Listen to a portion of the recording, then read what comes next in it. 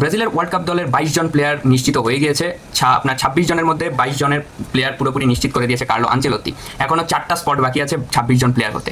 সেই 4টা স্পটের জন্য একজন ডিফেন্ডার, একজন মিডফিল্ডার এবং 2 জন অ্যাটাকারকে আপনার কার্লো আনচেলত্তি আপনার জয়েন করাতে চাচ্ছেন আপনার দলের সাথে। যদি একটু দলটা দেখে নিন আপনি, তাহলে মানে কোন 4 জনকে আপনার নিতে পারে সেই জন্য 11 জনের একটা লিস্ট দেওয়া হয়েছে, যে এই 11 জন প্লেয়ারদের থেকে 4 জন প্লেয়ারকে তিনি নিতে পারেন। সো ফার্স্টেই ডিফেন্ডারে রয়েছে 2 জন, Ibanez and Leo Pereira. Midfielder আছে 3 জন, Lucas Paqueta, Andre Santos and Gabriel Sara.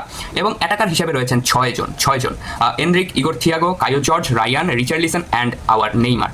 So কে চান্স পেতে চলেছে যদি আমি একটু বলতে চাই যে সংক্ষিপ্ত হবে যে কে আগে চান্স পাবে না, সেই জায়গায় যদি আমি বলি তাহলে আমি মিডফিল্ডারে গ্যাব্রিয়েল সারাকে দেখতে পাচ্ছি না, বিকজ গ্যাব্রিয়েল সারাকে লাস্ট উইন্ডোতে কলাপ করা হয়েছিল অ্যান্ড গ্যাব্রিয়েল সারা আপনার তেমন একটা গেমে পায়নি ব্রাজিলে, যদিও তিনি গ্যালাতাসারায়ের হয়ে নিয়মিত স্টার্ট করছেন। তারপর আই ডোন্ট থিঙ্ক যে গ্যাব্রিয়েল সারাকে এখানে দেওয়া হবে। এরপরে যদি আমি বলি মিডফিল্ডে আন্দ্রে সান্তোসও হয়তো জায়গা না পেতে পারেন, কারণ ব্রুনো গিমারাইস আপনার অ্যান্ড ক্যাসিমিরো 2 জন আপনার ডিফেন্সিভ মিডফিল্ডার রয়েছেন। এর মধ্যে ব্রুনো গিমারাইস তিনি বক্স টু বক্স মিডফিল্ডার, তো বক্স টু বক্স মিডফিল্ডার আমাদের আর দরকার নেই। That's why Andre Santos, I don't think Andre Santos সেখানে আর জায়গা পাবেন। সেই জায়গায় লুকাস পাকেতা তিনি যেহেতু ক্যাম্প পজিশনে খেলতে পারেন, তো মিডফিল্ড পজিশনে I think Lucas Paqueta is the main option for us. Lucas Paqueta আমাদের জন্য মেইন অপশন হতে পারেন। তারপরে যদি আমরা ডিফেন্স লাইনে যাই তাহলে লিও পেরেরা এবং ইবিনেস।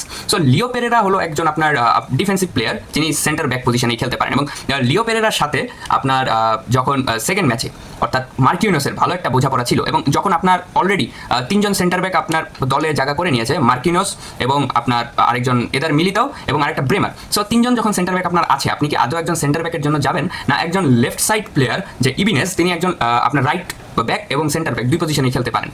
সো এবং অন্যদিকে যদি আমি বলি তাহলে আপনার রাইট ব্যাক পজিশনে কিন্তু আপনার এদার মিলিতাও খেলতে পারেন, এবং ইদার মিলিতাও রিসেন্টলি আপনার রিয়াল মাদ্রিদের সাথে তিনি রাইট ব্যাক পজিশনে খেলেছেন। সো এখানে কি ইবিনেসকে রাইট ব্যাক পজিশনে স্টার্ট করানো হবে, নাকি আপনার লিও পেরেরাকে আপনার এজ এ সেন্টার ব্যাকের একটা অপশন হিসেবে নেওয়া হবে, সেটাই এখন ভাবার সময়।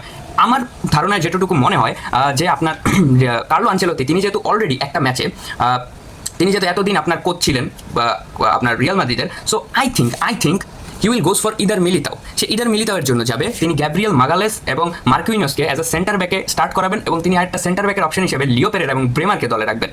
সো লিও পেরেরা এবং ব্রেমারের মধ্যে পার্থক্য হলো লিও পেরেরা আপনার একজন বল প্লেইং সেন্টার ব্যাক লাইক আপনার মার্কুইনোস, এবং অন্যদিকে ব্রেমারও একজন স্টপার এবং আপনার গ্যাব্রিয়েল মাগালেস একজন স্টপার। সো এখানে স্টপার এবং বল প্লেইং ইবিনেস একজন বল প্লেইং গোলকিপার এবং বল প্লেইং সেন্টার ব্যাক, এবং সে আপনার রাইট উইংও খেলতে পারেন। বাট দ্য থিং ইজ আপনার যেহেতু অলরেডি আপনার দলে ওয়েসলির মতো একজন রাইট ব্যাক রয়েছে, এবং রাইট ব্যাক অপশন হিসেবে আপনি সেখানে এদার মিলিতাও কেউ পাচ্ছেন, এবং আপনি আরেকজন রাইট ব্যাক হয়তো আপনি রাখবেন। I think he will goes for, already আমি ডিফেন্স নিয়ে একটা ফুললি ভিডিও বানিয়েছি ব্রাজিলের একটা ডিফেন্স নিয়ে, সেটা আপনারা দেখে নিতে পারেন।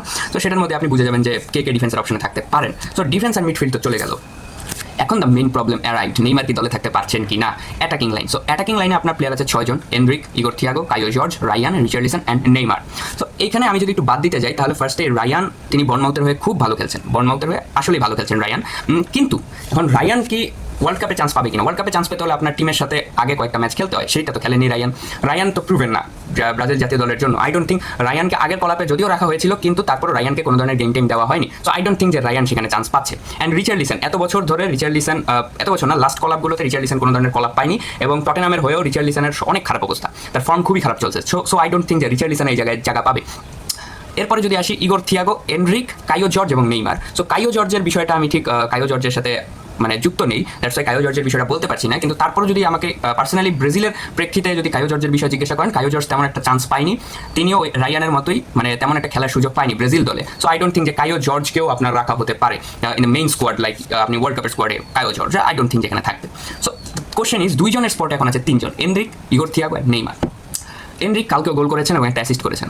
নেইমার কালকে কোনো অ্যাসিস্ট বা গোল পাননি, আজকের যে ম্যাচটা ছিল সেখানে কিন্তু নেইমারের একটা ভালো আপনার খেলার একটা ছিল, যদিও সান্তোস ম্যাচটা হেরে গিয়েছে, তারপরেও নেইমার ভালো খেলেছে, তার ম্যাচে ভালো ইম্প্যাক্ট রেখেছে। অ্যান্ড ইগোর থিয়াগোর গোল সংখ্যা কিন্তু কমে গিয়েছে। Igor Thiago as a number 9 আপনার খেলতে আসবে। So you need a number 9 and a false 9। সো আপনি কি এরকম একজন প্লেয়ারকে নেবেন যে শুধু আপনার নাম্বার 9ই খেলতে পারে? হ্যাঁ, যদি তা চান আপনি, তাহলে ইগোর থিয়াগো এনরিককে আপনি নাম্বার 9-এ রাখতে পারেন, কারণ নাম্বার 9-এ আই থিঙ্ক আপনি জুয়াও পেদ্রোকে খেলাবেন, এবং পেদ্রোকে স্টার্ট দিয়ে এনরিক কতটা এফেক্টিভ সেটা আমরা দেখেছি।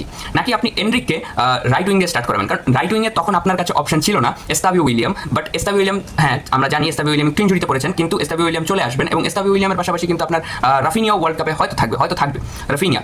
সো রাফিনিয়া অ্যান্ড আপনার এস্তাভিও যদি চলে আসে রাইট উইংয়ে, আপনার সেখানে জায়গাটা কিন্তু শর্ট আউট হয়ে যাচ্ছে। রাইট উইংয়ে আপনার প্লেয়ার লাগে না, আপনার লাগে স্ট্রাইকারে। তো স্ট্রাইকারে আপনি এনরিককে, জোয়া পেড্রো তো অলরেডি আছে, আপনি এনরিককে নামালেন অ্যান্ড আপনার ক্যাম্প পজিশনে লুকাস পাকেতাকে অ্যাজ আ বেঞ্চ প্লেয়ার হিসেবে রাখলেন এবং আপনি কুনিয়াকে সেখানে স্টার্ট করতে পারলেন। এবং আপনার একজন এক্সপিরিয়েন্স প্লেয়ার লাগে যে বোথ জায়গায় খেলতে পারে, সেই জায়গায় আপনি নেইমারকে নিয়ে নেন। আর যদি আপনি চান আপনার নাম্বার 9 লাগবে, কিন্তু সেই জায়গায় আপনি ইগোর থিয়াগোকে যেতে পারেন। অর্থাৎ আমার মতে এনরিকের জায়গা অন্তত পাকা বা ইগোর থিয়াগো, দুজনের একজন যাবেন।